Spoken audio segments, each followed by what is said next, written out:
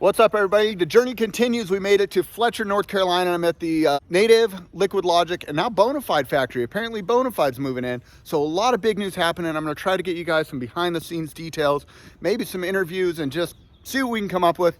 I'm looking forward to getting in there and checking out the factory. So let's get into it. First look around. One thing I noticed about this place that I love is how open it is. Everyone's desk is right here. It's this community kind of atmosphere, like where if somebody needs help, they just can holler out to somebody else and get it done. Holy crap, would you look at this place? What is this, Obi? This is our factory direct store.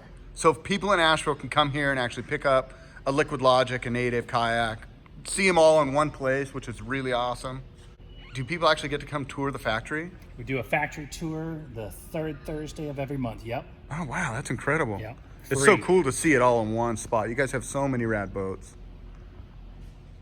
All right, so what's next? Is this your shipping department up here? That's a little bit of extra boat storage. Just more boats. There's never enough boat storage, is there? No. Look what I found out of the corner of my eye. I know it's a prototype. I'm not even going to get close to it, but there it is. That's the hole for the new Max. Molds. We have all of our molds made in the U.S. Tell me about these molds, man. So this is the Native Watercraft Titan 13.5 mold.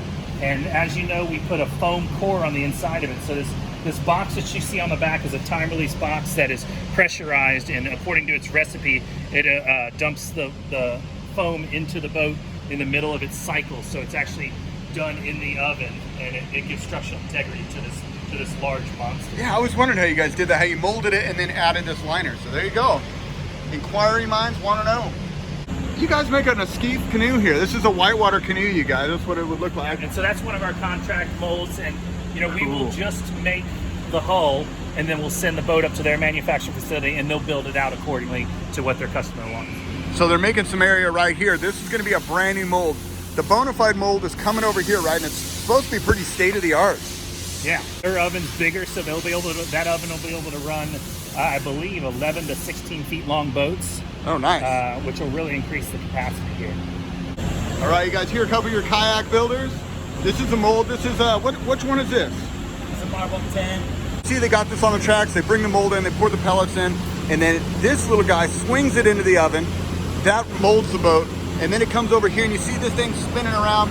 That's where it cools the mold off, and then it'll come out here, and they'll release it. Cradle to each model. Like if you look at the home slice over there, it's sitting in something that helps it, as it cools down, it cures that hull into its perfect shape. Right, because they come out and they're still pretty pliable, right? They're still warm, and the guys will actually start building them out warm. And you'll see different weights put on them to help the shape set. Interesting. See, he's putting some pads in here. He's got the bulkhead in place. And you guys have to trim out all the excess plastic, right? Yep, yep. What do we got here? We got a home slice. Pretty cool. So what's going on over here? So here we have an example of a test resin boat that we've run through, testing its thickness, make sure that with an ultrasound machine to make sure it meets the spec that we need it to be released into the whitewater world. The numbers on it look good. It's powder. So this is your kayak before it's molded right here. Can I feel some? Yeah. There you go. That's pretty wild. So you just put that in the mold and set them out and bake it? Turns it into plastic. All right. Any set of trash can you see represents a boat that's about to be made. Oh, interesting. Okay, so all those white barrels are all kayaks. This could be your future Titan right here. You don't know. Just chart and say, hey, I'm making said boat. I need this many pounds of resin in blue, this many pounds in olive, this many pounds in yellow. They're measuring them off, making sure it's precise, and then taking it to be staged to turn it into a boat. This is their assembly area, you guys. So next up, you know, the boat needs to be fitted with seat. It needs to be fitted with all these bungees, these deck lines, and that's what they got going on here. So this is like a cheat sheet to tell them exactly what needs to be installed, where it goes. Yep. Bill of materials over here as far as what hardware they're going to use in the boat. All broken down. And then it corresponds with all the little nuts, pieces, parts, hatches, you name it. There's a lot more that goes into making these kayaks than just, you know, molding a boat and slapping a sticker on it. Tell me what they got going on here. They're bringing a mold over. It's been cooling. So this one's been cooling. It's ready to demold now. It's a fairly easy process. We just have to pop it out of the mold and get it set up for cooling.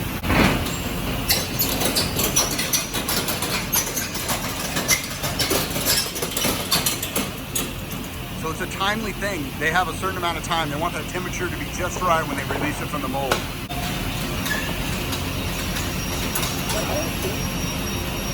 Looks like you got a Inuit 13.5 touring kayak.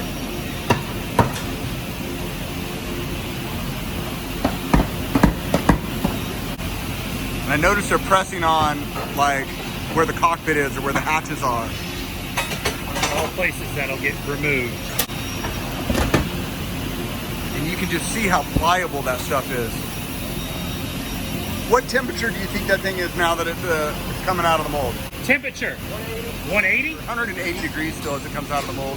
And you can see it still has flex and it's still pliable. So now what they're gonna do is they're gonna pick this thing up and they're gonna set it in a jig to cool, so it cools nice and straight. So when you guys get it at home, it tracks right.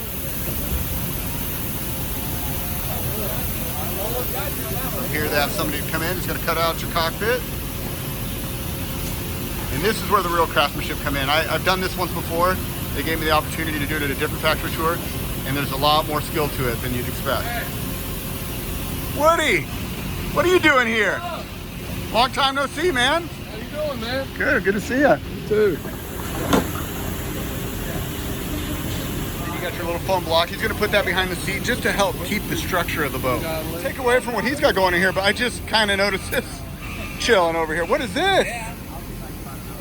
Oh, dang. Crazy dude. I can't wait to try this out. They're telling me this week I get to play with one.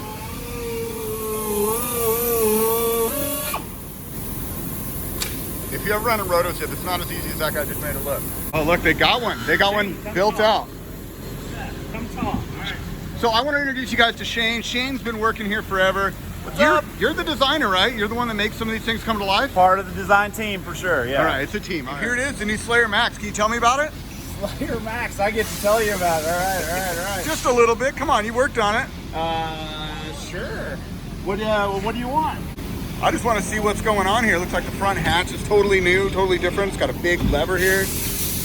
What did you guys design in here? This is different than what I've seen. Battery box, so that your transducer is actually directly underneath this opening. It'll come up. You can direct your cabling out from under the batteries that you may have stored in here, and then run it through this wall to wherever you want to go. And there you go. You got a little spot to mount. And look, they gave you a big spot. You guys are listening to you. They want you to run whatever size transducer you want. Big transducer space. People have been asking for the latest and greatest. Lots more space. Easier to run cabling. Electronics panel if you want to actually mount switches on the side of the boat. I had feedback on this like a year ago, and I said, this is what we need. We need a place to put switches and USB ports and phone chargers, you name it. And there it is, right there, in the flesh. Well, I appreciate you guys listening to us. What else is cool? I mean, we got some tackle storage. Yep, some Plano box storage, obviously tons of the whole seat system that was in the Titan, so you get all that benefit. And then we really wanted to open up the back storage. So there's no hatch in the bottom, big open space, so that you can, like, tons of gear, lots of gear room.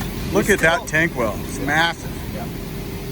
You got a little access hatch, so if we need to get in here and do some backing plates or whatever, we still have access. Right, and the real reason for any of those hatches is actually to assemble all the rudder control systems. So we couldn't completely do away with it. We had to have one little access point, and that also gives us some place to do some, like you said, backing plates and that sort of thing. But that gets us so we can do the rudder. The paddle storage, still integrated in the sides of the boat, and a basic power pole mounting setup with inserts and your groove track on both bow and stern. Cool. So you can actually do motors and stuff like that as well. Yeah, right. We've been doing a lot of like the slipstream mounts with the Torpedo. So exactly. Guys, there's talk about me and Woody getting to go play with this thing. My fingers are crossed. Hopefully we get on the water while we're here. Shane, thanks so much for showing me around, dude. I appreciate it. Our whitewater seats, all of our Native Watercraft seats, hand built.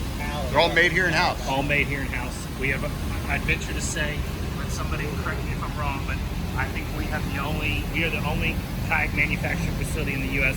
that has an in-house sewing crew.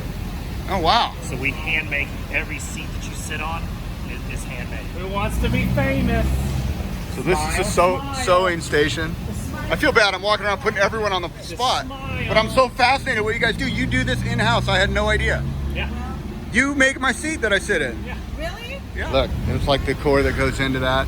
So a lot of kayaks have seats, but what they don't have is this extra little bit of squish that takes the edge off, so you're not sitting on the bar. That's an important detail. All right, so this is the gal who is cutting all the fabric. Basically, she's taking this bulk material and cutting it up into bite-sized portions for seats. You don't want to get your fingers involved in this. No.